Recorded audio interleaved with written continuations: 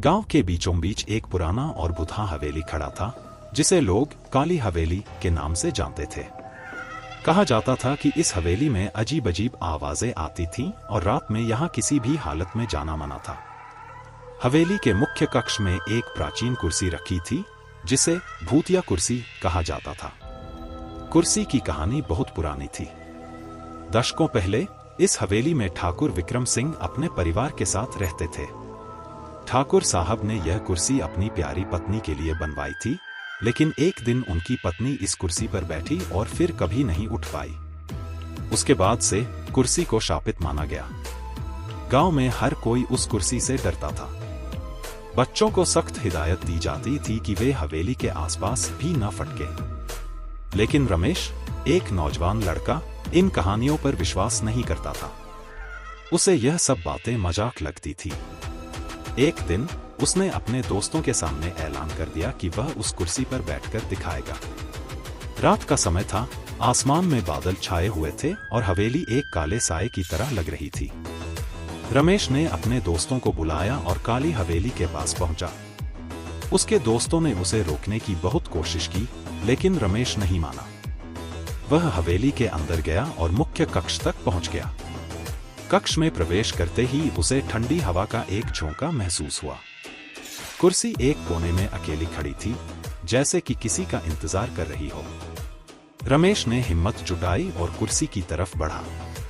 जैसे ही उसने कुर्सी को छुआ, उसे एक अजीब सी ठंडक महसूस हुई, लेकिन उसने इसे नजरअंदाज कर दिया और कुर्सी पर बैठ गया। कुर्सी पर बैठते ही कक्ष में अजीब सी आवाजें गूंजने लगीं। रमेश ने डर के मारे उठने की कोशिश की, लेकिन उसके शरीर ने उसकी बात नहीं मानी। उसकी आंखों के सामने अंधेरा छा गया और वह बेहोश हो गया। जब रमेश को होश आया, तो वह खुद को एक अजीब से कमरे में पाया। कमरा वही था, लेकिन माहौल पूरी तरह बदल चुका था। चारों ओर धुंध और अंधेरा था। अचानक उसने कुर्सी के पास एक साया देखा। वह साया धीरे धीरे स्पष्ट होता गया और रमेश ने देखा कि वह ठाकुर विक्रम सिंह की पत्नी का भूत था। भूत ने रमेश को घूरते हुए कहा, तुमने हमारी शांति भंग की है। इस कुर्सी पर बैठने की सजा तुम्हें भुगतनी पड़ेगी। रमेश ने डर के मारे माफी मांगी, लेकिन भूत ने उसे कुर्सी से बांध दिया। रमेश की चीखें हवेली के कक्ष में गूंजने लगीं, लेकिन बाहर कोई उसे सुन नहीं सका। सुबह जब उसके दोस्त हवेली में उसे ढूंढने आए, तो उन्हें रमेश कुर्सी पर बेसुध मिला। उन्होंने उसे किसी तरह कुर्सी से हटाया और घर ले गए। लेकिन रमेश अब पहले जैसा नहीं रहा। उसके चेहरे पर हमेशा खौफ बना रहता था और वह कुछ भी बोलने की स्थिति में नहीं था। गांव वालों ने फैसला किया कि उस कुर्सी को हमेशा के लिए हवेली में बंद कर दिया जाए। उस दिन के बाद से किसी ने भी काली हवेली की ओर रुख नहीं किया।